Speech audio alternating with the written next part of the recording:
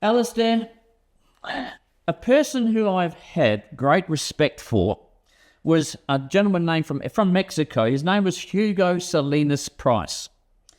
Very much a wealthy man, but now his son Ricardo Salinas has stated, I'll quote this one: "Fiat is a fraud." The Mexican billionaire says the fiat monetary system is collapsing under the weight of its own contradictions, and that gold and Bitcoin remain the only lifelines for savers and investors.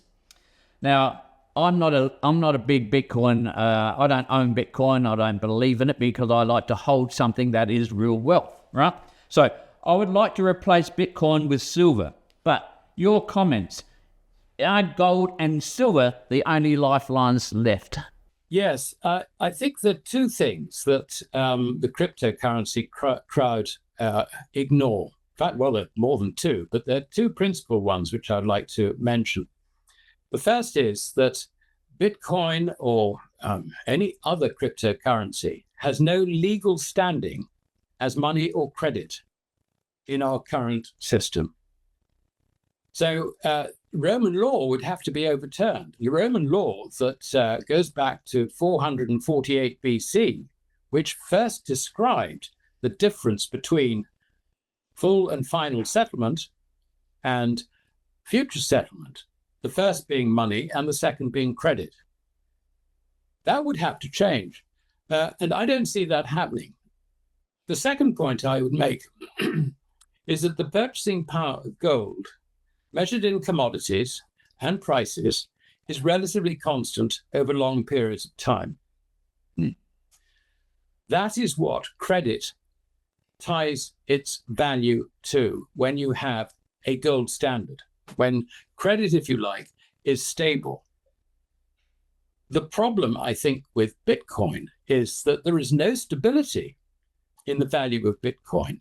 Indeed, if you talk to the aficionados, they say, oh, it's going to go to $1 million or even more, or what, they just pluck numbers out of thin air. Now, they've got the concept correct, that it's fiat currencies unanchored to gold that is going down. But what they want to see is, if you like, credit effectively being anchored to Bitcoin, or alternatively, no credit at all, and all transactions happen in Bitcoin. Now, that's not going to happen for the very simple reason that that would collapse the entire economic system. Why? Because the economic system doesn't revolve on money, which is gold, possibly silver, or even copper, if you really go back to the full definition of that final settlement. It revolves on credit. Nobody goes out and spends, let's say, a gold eagle or a sovereign, or even the silver versions. They don't do that. No. What they do is they spend credit based on the value of gold. And it's based on the value of gold because it can be exchanged for gold. And this is the point that none of the Bitcoin people really seem to grasp. There are other problems, of course. I mean, they effectively say that we're going to have a world of anarchy. This is really what they're looking for. Complete collapse of currencies. No, I don't disagree with that.